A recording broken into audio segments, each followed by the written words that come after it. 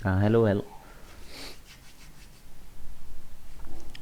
हाँ, देखिए एक अरेंजमेंट दे रखा है आपको। एक 6 किलो का मास है, एक 4 किलो का मास है।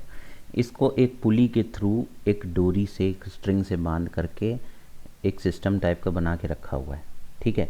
और पहले 4 किलो के मास को और 6 किलो के मास को ये लोग होल्ड करके रखे रहते हैं, हाथ से पकड़े रहते हैं। फिर जब हाथ हटाते हैं तो हमें बताना है कि इसके ऊपर टेंशन, रस्सी, इसकी जो डोरी है उस पर टेंशन कितना आएगा, और ये मास अगर एक्सेलरेट करेगा तो वो एक्सेलरेशन कितना आएगा। ठीक है। तो हम पहले टेंशन को देखें, टेंशन कहाँ कहाँ आएगा। टेंशन हमेशा रस्सी में आता है, डोरी में आता है। तो एक टेंशन इधर आएगा टी, और इधर भी टेंशन आएगा टी। टी ऊपर की तरफ। ठीक, कहाँ आएगा टी? ऊपर की तरफ। इतनी बात आ गई।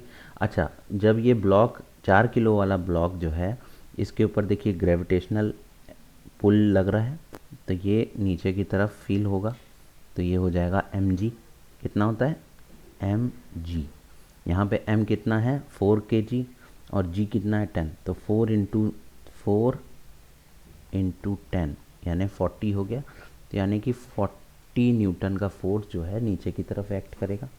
अच्छा, जब हम इसको रिलीज़ करेंगे 4 kg के ब्लॉक के ऊपर से हाथ अपना, तो अगर इसका मान लेते हैं हम, एक्सेलरेशन नीचे की तरफ आता है। एक्सेलरेशन कहाँ आता है? नीचे की तरफ आता है। अगर ये नीचे सरकेगा तो ये 6 kg वाला मास भी राइट हैंड साइड की तरफ सरकेगा। ठीक, अपने आप इधर की तरफ एक्सेलरेशन इस पे फील होना शुरू करेगा। तो हम इसकी एक इक्वेशन बनाना शुरू करते हैं। क्या इक्वेशन बनेगी? देखिए जो टेंशन है, ठीक, ये टेंशन जो है ये एक्ट होगा, यानी हमेशा हम फ्री बॉडी डायग्राम जब भी बनाएंगे तो लिखेंगे 6 kg ब्लॉक की एफ बी डी। यहाँ पे हम इसको इरेज करते हैं और यहाँ लिखते हैं 6 kg ब्लॉक की एफ बी डी, यानी कि F B D. F B D means free body diagram of 6 kg block. 6 kg block के ऊपर फ्री बॉडी डायग्राम बन रहा है। तो क्या हुआ फ्री बॉडी डायग्राम? देखिए 6 kg का ब्लॉक अच्छा खासा बेचारा यहाँ रखा हुआ था। ठीक, यह है 6 kg का। इस पे रस्सी, डोरी का खिंचाव आ रहा है, टेंशन टी। इसके ऊपर एक फोर्स लगना, फील होना शुरू हो जाएगा। ठीक, ये फोर्स इस टेंशन टी के बराबर होगा। होगा। अगर टेंशन नहीं खींचता है इसको तो फोर्स भी नहीं लगता, यानी जितना टेंशन लगेगा उतना इसके ऊपर फोर्स लगने लगेगा। तो ये फोर्स होगा कितना? ये होगा टेंशन बराबर फोर्स। ठीक, तो टेंशन बराबर फोर्स की वैल्यू कितनी होती है? Force always equals to m into a. Mass कितना है? 6 kg ब्लॉक का मास है 6 ए है। तो टी की वैल्यू कितनी आ गई? 6 ए। इसको इक्वेशन नंबर 1 मान लेते हैं। ठीक, इतनी बात आ गई समझ में। और इसको हम एक बॉक्स में कर लेते हैं रेड कलर से। ये हो गया हमारा टेंशन की वैल्यू ऐसे। ठीक, अब क्लियर हो गई। अब हम इसी तरह से देखेंगे F B D of block B, यानी कि 4 kg ब्लॉक की।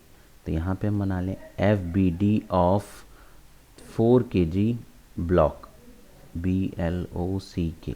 अब इसको हम कैसे बनाएंगे? इस पे देखिए क्या क्या फोर्सेस लग रहे हैं। इसमें एक फोर्स ये है ब्लू कलर से जो मैंने बनाया है, 40 न्यूटन का एक ये फोर्स लग रहा है। इसको कौन बचा के रखे हुए? ये रेड कलर का टी टेंशन। ठीक, और ब्लॉक नीचे की तरफ जा रहा है तो कंडीशन क्या होती है? M g minus T. जब ब्लॉक नीचे जाए तो एम जी बड़ा हो जाएगा, एम जी माइनस टी। जब ब्लॉक ऊपर जा रहा होता है तो टी की वैल्यू बड़ी होती है। इसमें देखिए एरो रेड कलर वाला ऊपर है, तो अगर ब्लॉक ऊपर खींच रहा होता, 4 kg का ब्लॉक ऊपर खींच रहा होता है तो टी माइनस एम जी करते। लेकिन यहाँ पे ब्लॉक नीचे जा रहा है तो इसको एम जी माइनस टी करेंगे, और इक्वल्स टू टोटल फोर्स कितना हो जाएगा? एम ए के बराबर हो जाएगा। हो जाएगा। यहाँ पे m कितना दे रखा है? m की value, F B D 4 kg block है तो m की वैल्यू 4 kg रख देंगे। तो हो जाएगा 4 इंटू जी की वैल्यू हो जाएगी 10, तो 4 10 ज़ा 40 minus T equals to m की वैल्यू फिर यहाँ पे रखेंगे। m कितना था? 4 kg था, तो 4a। इतना क्लियर हुआ। अब t की वैल्यू फर्स्ट इक्वेशन से 6a है, तो हम इसमें उठा के रख दें यहाँ वाली लाइन में।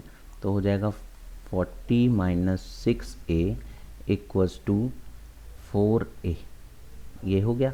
अब ये माइनस का 6 से 4a के पास जाएगा तो प्लस हो जाएगा, यानी 4a plus 6a equals to 10a।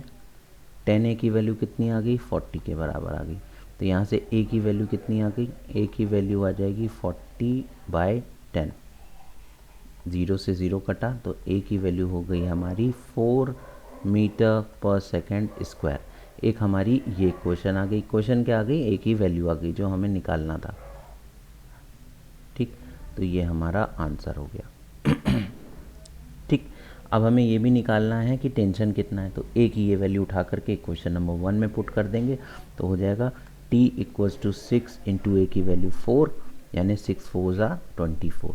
तो t की वैल्यू हो जाएगी हमारी 24, और टेंशन की यूनिट क्या होती है, टेंशन एक प्रकार का फोर्स है, इसलिए इसकी वैल्यू हो जाएगी 24 न्यूटन। ये आंसर आ गया। तो आपको दोनों आंसर्स समझ में आए। कोई चीज़ ऐसी जो समझ में नहीं आई हो तो आप हमें कमेंट सेक्शन में लिख करके बता सकते हैं, हम उसको सही करने की कोशिश करेंगे। और ऑफलाइन बैचेस में जो बच्चे पढ़ रहे हैं फिज़िक्स, ध्यान से उसको समझने की कोशिश करें। कोई डाउट ऐसा जो रह जाए तो आप जो है इस पे देख भी सकते हैं, और मैं कोशिश करूँगा कि लगातार इस तरह की वीडियोस अपलोड करता रहूँ यूट्यूब पे, जिससे कि आप लोग ऑफलाइन वाले भी जो है ऑनलाइन की मदद से अपने डाउट्स को क्लियर कर पाएँ। Thank you so much.